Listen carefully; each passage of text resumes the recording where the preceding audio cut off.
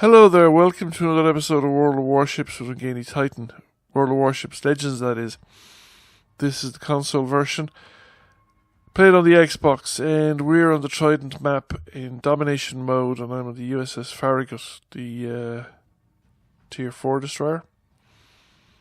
And I'm enjoying this game actually, but I'm not. I still have more I will still have a higher priority, or place a higher priority on playing World of Tanks than I do on playing World of Warships. And I also place a strong priority really on leaving myself some time to play other stuff as well. In fact, I'm probably not playing enough other stuff, which is a bit of a pity too in its own way. Like, you just don't want to let these things take over completely. Now, we've been divided up into three. We're two destroyers on our side. The enemy have only got one, but they have an extra cruiser. And I don't know if I have any cruisers behind me. I think I'm backed up by two battleships, but the enemy formation above, north of Bravo, looks like they're heading in my direction too, with the exception of the destroyer, who is going to probe into Bravo, which I think is the right thing for him to do as well. I think it's right for the destroyers to push out ahead and see what the enemy team is doing. Now I come around here and you have a Kuma, a cruiser behind him, which I think turns out to be an Omaha, and a battleship further back. Now, when I was quite fortunate here that I got close enough to these ships without being detected to actually launch torpedoes at the Kuma in more or less his expected sort of plotted direction. And when I've been detected, the Kuma turns and so does the Omaha, and they both turn in the direction of my torpedoes, which came as a bit of a surprise to me. I mean, I launched the second bunch because I thought they might keep heading onto me bows on, so they'd actually detected my torpedoes. So the Kuma has intercepted a couple of my torpedoes and is now on very low health. So if I can set a fire, we have him. We have this Kuma out of the thing, and the Omaha. Well, I'm not engaging in the Omaha at the moment, and there goes the Kuma. The Omaha has only lost a small amount of health, but is continuing to sail as fast as they can around that island, leaving the battleship to its fate, because there's at least two. There will be three ships that will be in a position to shoot at the battleship, I think, soon, and that's going to hurt because he's going to be caught in a crossfire, and he can't be bows on to everybody. He'll be presenting broadside to someone, and broadside is always bad when you're under fire. Now, the Omaha is going to come around that island, so I want to kind of close the distance to the island a little bit and see if I can get close enough to launch another spread of torpedoes. I do feel that I'm getting better at this game, but I don't think I'm yet at the point where I would consider myself to be competent. I don't have the situational awareness to have a feel for how we're doing. I think that it is one of the things that I have achieved in World of Tanks. It's not always in play, and I don't always. Sometimes I miss the key moments, or I'll be late to the realization, but quite frequently now I will find myself playing World of Tanks and saying, okay, we're going to lose this, or we're going to win this, or that flank needs to be shored up and I need to relocate, or somebody needs to relocate, or we need to go back to the cap circle now. So the Omaha, yeah, he came around, he's isolated against at least two enemy ships, and he was presenting broadside to a battleship, which you can see there. I mean, he lost more than half his hit points in, I'd say, one salvo. I certainly didn't do most of that damage. I think most of that damage was done by the battleship behind me. Even if I was the one that landed the last shot and got the kill. Now I'm going to circle around the back of the island. I don't think there's anybody left except the Iron Duke, and the Iron Duke's in serious trouble. He's a goner, and in fact he blows up before my shell arrives. So that is the enemy clear from this location. So the next thing to do now is turn around and sail back up through the cap circles. So go into Alpha, cap Alpha, secure that for the team, and then see if we can hang on to Bravo. Now, the Clemson is heading into Bravo with the last remaining battleship, I would say, on the northern, on the north of Charlie spawn. But they're the major portion of the enemy fleet's up there. Our guys have lost. And I'm going to cap Alpha first, so I'm not going to race through it or go through it any faster than I have to. In fact, I'm going to slow down a little bit and make sure that we cap Alpha. Because it's important to have a steady source of points coming in. We're actually ahead on points at the moment because we've Bravo capped for quite some time. And we're the same on ships and the same types of ships, so the actual difference between the two scores is probably, the early cap on Bravo. So there's a Furutaka in the water coming into Bravo with absolutely no hit points left, and there's a Wyoming at about half hit points. Wyoming's out of range. But also I wouldn't fire anyway, even if he's in range now, but I'm still not going to fire until I've captured. I got the assistance on the capture, so we've now captured Alpha. I can fire, I can reveal my position without risking our loss of capture points. So onward. Full steam ahead, and let's see what we've seen. Now the Clemson should be pulling back. He's actually too far forward.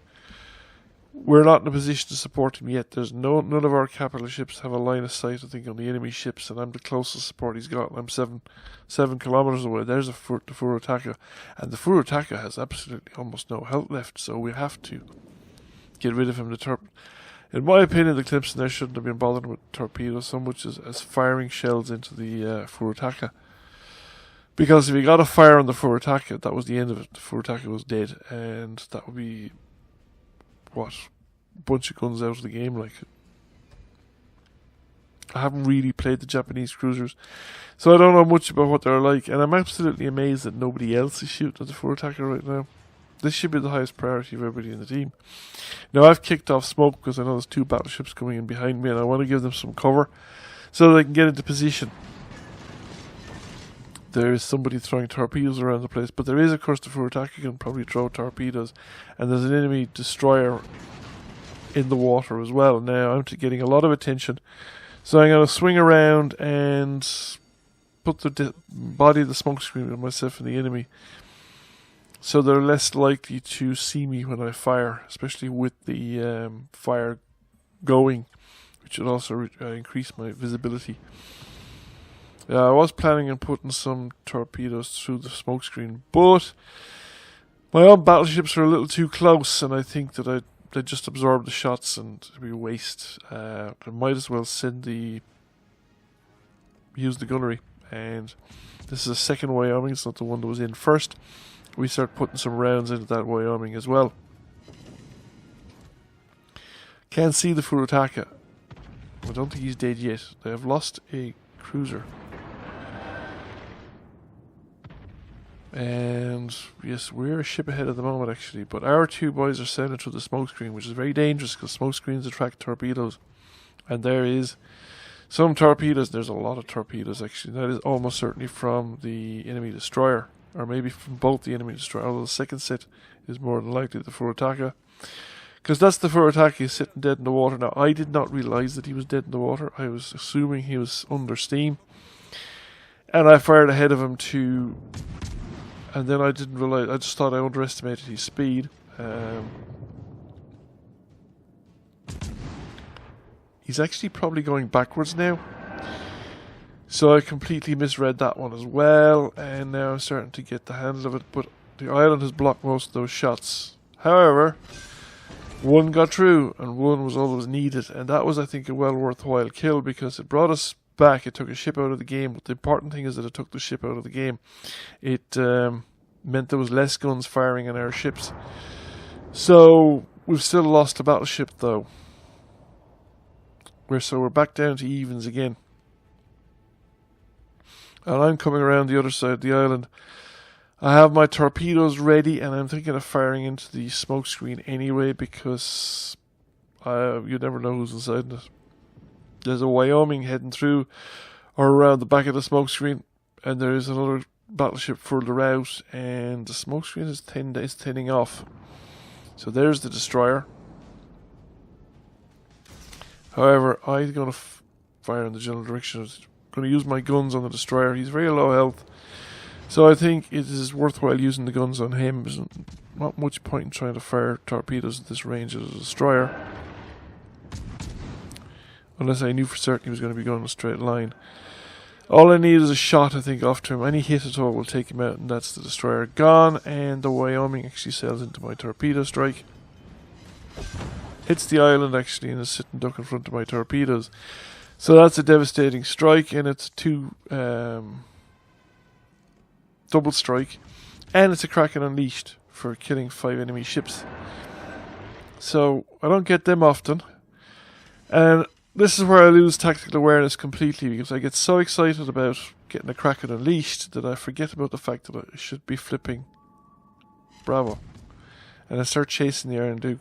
I have no hope of getting within torpedo range of the Iron Duke as long as he's sailing away from me. Now his guns aren't pointing at me, so I'm not taking a huge risk at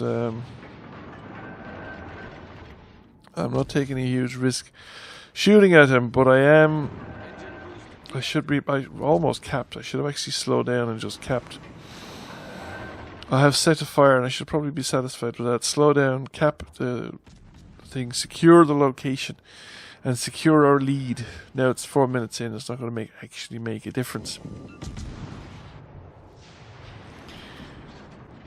But the Iron Duke is broadside on, I think, to another Allied ship, and I don't think he's consciously running away from me. I think he's just trying to present his broadside to get the maximum fire effect against our ship. But our ship is facing him.